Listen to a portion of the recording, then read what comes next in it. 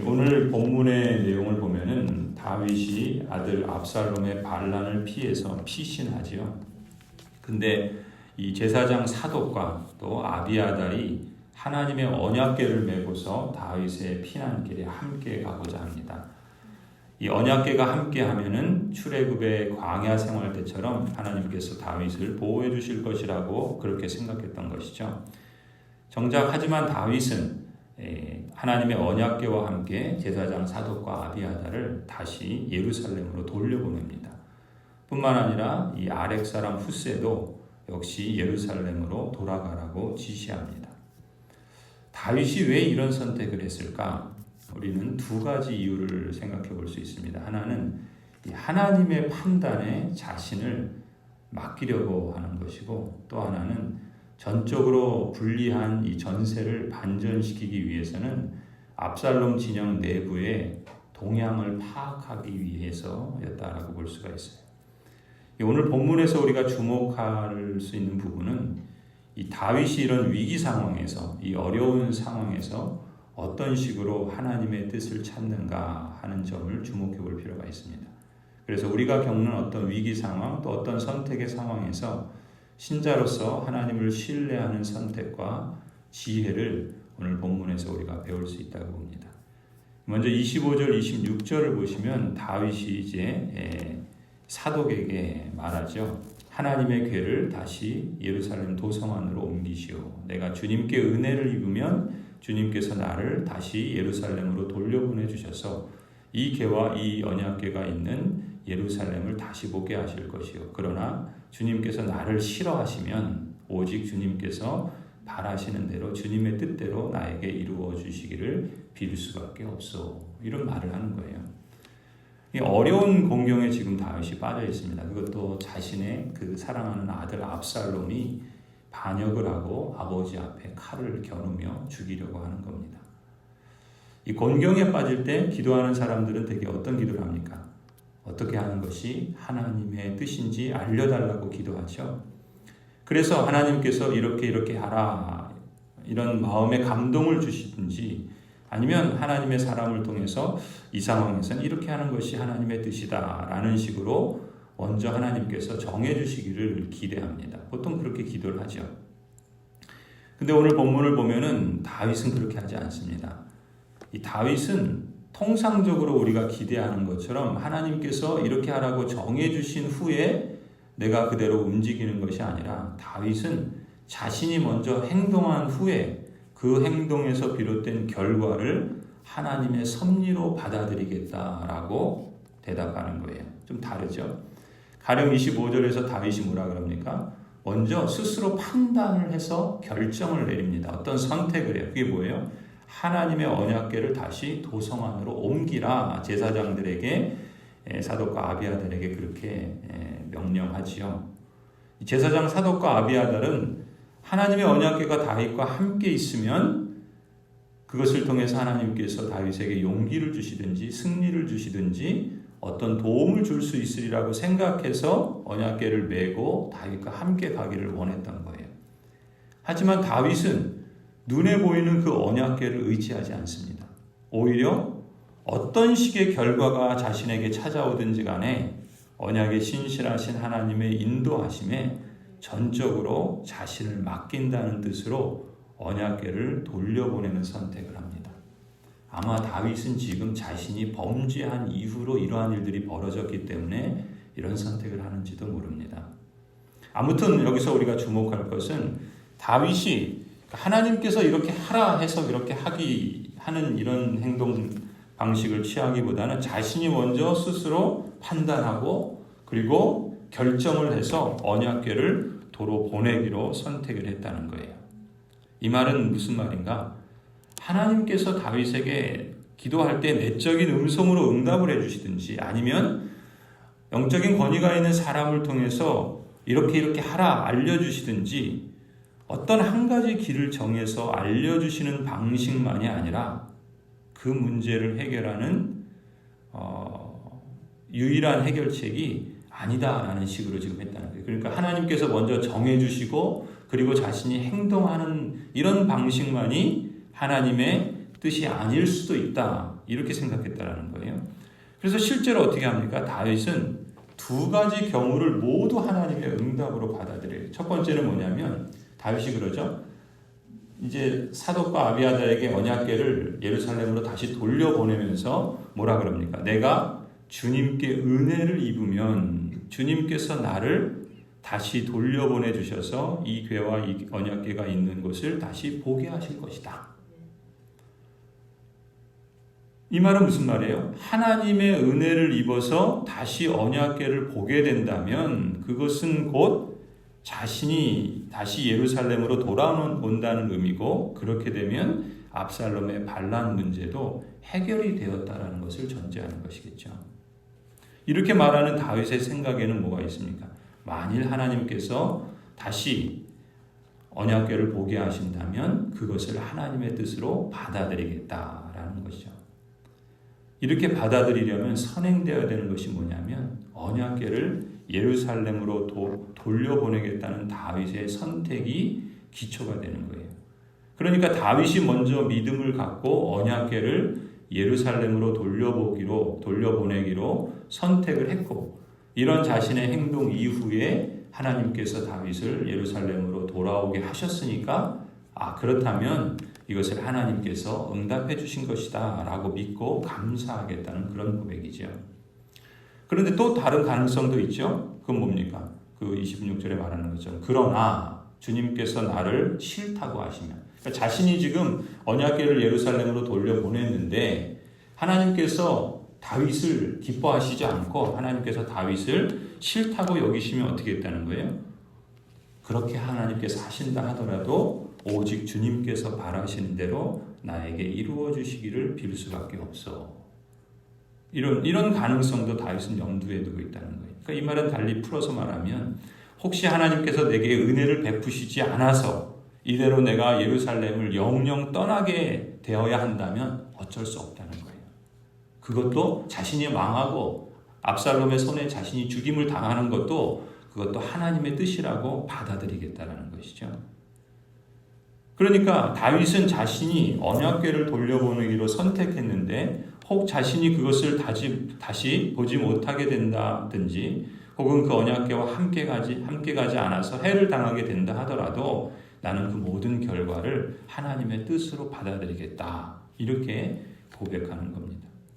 여러분, 이런 자세가 어디서 나오냐면은 다윗이 밧세바와 간음하는 범죄를 저질렀을 때 밧세바를 통해서 아기를 낳죠. 그런데 하나님께서 어떻게 합니까? 그 아기를 죽이십니다. 그럴 때 다윗이 어떻게 하죠? 일주일 동안 금식하고 기도합니다. 그래서 하나님께서 혹 살려주시면 그런 바람을 갖고 기도하죠. 그런데 하나님께서 그 아이를 말씀하신 대로 그대로 죽이시죠. 그때 다윗이 어떻게 합니까? 그 자리에서 툴툴 털고 바로 일어나서 갑니다. 지금 마치 그런 거예요. 그러니까 다윗이 범죄하고 그의 생애에 지금 내리막길을 걸으면서 다윗이 행동하는 것을 우리가 유심히 보면은 먼저 지금 이번에도 하나님께서 지금 위기 상황을 주신 거잖아요. 그러니까 하나님이 지금 나단 선지자를 통해서 밧세바와의 그 범죄 이후에 그가 내리막길을 걷게 될 거고 그 집안의 칼이 그치지 않을 거다라고 말씀하셨잖아요.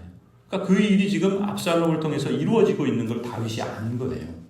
그러면서 지금 다윗이 압살롬에 의해서 죽임을 당하는 것을 그 위기 상황을 겪게 되니까 어떻게 하는 겁니까? 먼저 하나님의 언약궤가, 하나님의 거룩한 언약궤가 지금 자신과 함께 가기로 지금 제사장들은 그렇게 바라고 그래서 다윗을 도와주기를 바랬는데 다윗은 그것을 지금 같이 가지 못하겠다는 거죠. 아마 자신이 범죄한 것을 알기 때문에 하나님의 그 심판의 손이, 징계의 손이 자신에게 있다는 것을 알고서 그렇게 행동했는지 우리가 정확하게 알 수는 없지만 다윗이 앞서 행했던 그런 행동 방식을 취하고 있어요. 그래서 언약궤를 돌려보내고 그런 결단을 한 거예요. 그런 선택을 한 거죠. 그렇게 했을 때 하나님께서 자신의 그 행위를, 그 선택을 기쁘게 받아주시면 자신이 다시 예루살렘으로 오게 할 것이고, 하나님께서 그 압살롬의 손에 의해서 칼이 그 집안에 계속 머무를 것이다 라고 하는 일이 압살롬을 통해서 이루어지는 것이다 라고 한다면, 그래서 자신이 징계를 받는 것이고 다시 예루살렘으로 돌아오지 못한다 할지라도 그것은 하나님의 뜻이니 내가 어쩔 수 없다. 그걸 그대로 받아들이겠다라고 말하는 거예요. 지금 우리 이제 그 결과에 대해서 이제 우리가 뒤에서 이제 보게 되겠지만 하나님께서 어떻게 하십니까? 다윗을 살려주시죠. 살려주세요. 압살롬의 반란이 거의 다 승리했는데 막판에 뒤집어집니다. 아무튼 이제 우리가 그것을 이제 주목해 보면서 오늘 본문에서 우리가 기억해야 될 것은 이 지금 다윗의 모습에서 우리가 배울 수 있는 교훈이 있는 거죠. 때때로 우리들도 어떤 문제에 직면하고 위기의 상황에 처하게 되고 어떤 선택을 해야 될 때가 있습니다. 그랬을 때 우리들도 내가 직면한 문제나 상황들에 대해서 종종 우리 자신이 어떤 판단을 하고 지혜를 동원해서 선택해야 될 때가 있다는 거예요. 어떤 선택을 내려야 하는 경우들이 있습니다. 하나님께서 이렇게 하라. 성경에서 명백하게 지시해 주신 하나님의 말씀이 있다면 우리는 그것을 하나님의 뜻으로 그대로 행하면 되겠지만 많은 경우는 나의 선택과 분별력을 요구하실 때가 있다는 거예요. 그래서 이렇게 내가 선택하는 경우에 우리는 어떤 경우에도 어떤 결과가 난다 할지라도 하나님을 신뢰하고 하나님의 도우심을 구하는 자세를 가져야 한다는 겁니다.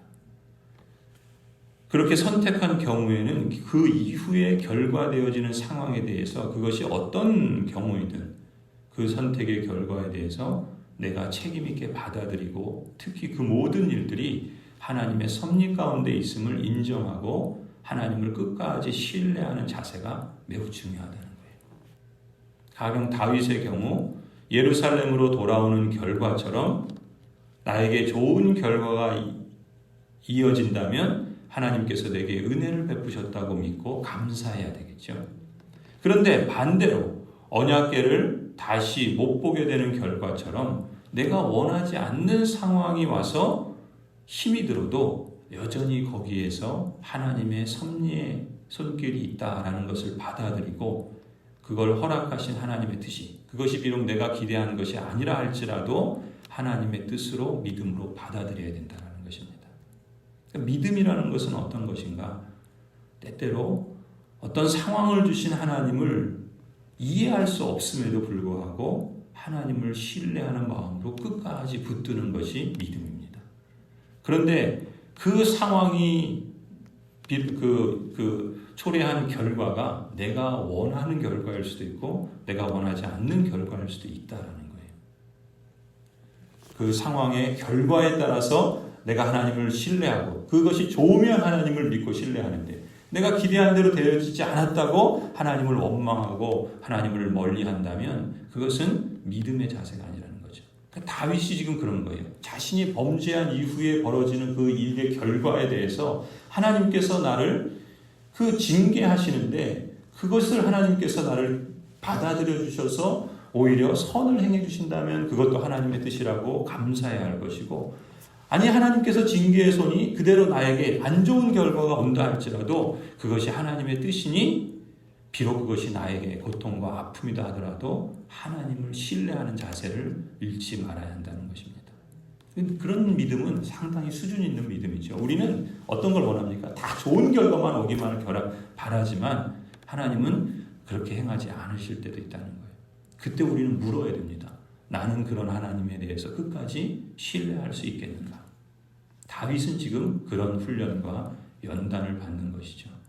어쩌면 다윗이 지금 밧세바의 간음 사건 이후로 내리막길을 걸면서도 그러나 우리가 사도행전의 스데반의 설교에서처럼 다윗이 하나님의 마음에 합한 사람이라는 그런 평가를 받을 수 있었던 것은 광야 생활을 통해서 청소년기에 하나님을 신뢰하는 법을 배웠을 뿐만 아니라 지금 성인이 되어서 잘 될 때 그가 실패하고 넘어졌을 때 그 이후에 그가 어떤 마음과 자세로 하나님을 다시 찾는가 거기서 하나님의 섭리와 하나님의 일하시는 것을 배웠다라고 볼 수 있습니다. 우리는 실패를 통해서도 배울 수 있어야 돼요.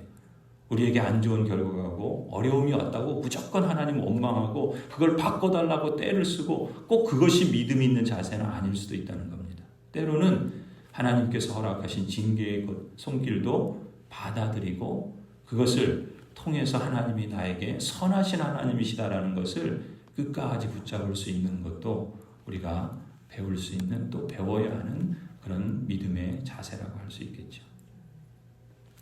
쉽지는 않습니다. 그러나 우리는 신앙생활을 하면서 우리가 배우고 또 자꾸 시도해야 하는 과제가 있다면 그런 것이죠. 내 삶에서 벌어지는 크고 작은 복잡하고 힘든 상황들 속에서 내가 하나님의 섭리를 믿고 하나님을 끝까지 신뢰하면서 상식과 지혜와 분별력을 발휘해서 어떤 믿음의 선택들을 해보는 것입니다. 우리가 기도한다고 그때마다 하나님이 신비한 환상 가운데 나타나셔서 이렇게 해라 말씀하시든지 이 방법만이 하나님의 유일한 뜻이다 이렇게 지시해 주시는 것이 아니라는 거예요. 오히려 우리는 하나님을 신뢰하면서 기도 중에 어떤 믿음의 선택을 내리고 또한 행동하고 또 그 선택에 따른 결과가 좋든지 나쁘든지 하나님의 섭리를 인정하면서 받아들여야 된다는 것이죠. 그리고 문제가 여전히 해결되지 않았다면 계속해서 하나님의 은혜 가운데 나를 이끌어 주시도록 더욱 주님을 신뢰해야 할 것입니다. 이것이 오늘 우리가 다윗을 통해서 보다 성숙한 믿음으로 나아가는 여정이라고 볼 수 있겠죠. 여러분, 우리가 성숙한 믿음을 갖는다는 것은 그만큼 하나님의 말씀에 대한 분별력과 지혜를 동원해서 믿음의 선택을 내리고 삶의 모든 상황 속에서 하나님을 끝까지 신뢰하면서 믿음의 길을 가는 여정이라는 것을 기억하시기 바랍니다. 그러려면은 복음의 말씀으로 우리의 삶을 해석하고 분별하고 생각해야 합니다. 그리고 십자가 보혈의 은총을 힘입어서 선택하고 행동으로 실천하는 영적인 훈련을 여러 삶의 상황 속에서 자꾸 시도해 봐야 할 것입니다. 이런 시각으로 보면은 삶의 모든 자리가 우리의 신앙을 성숙하게 하는 자리라고 볼 수 있습니다. 그것이 좋은 일이든 심지어 힘든 문제까지도 우리 신앙을 성숙해 하시는 하나님의 섭리를 발견할 수 있으리라고 합니다.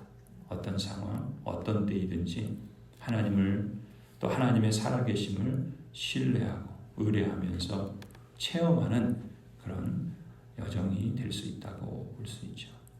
여러분과 우리 모든 성도들이 이처럼 영적으로 성장하고 또 은혜의 열매들이 충만한 이런 신앙 성숙의 여정이 되기를 간절히 축원합니다.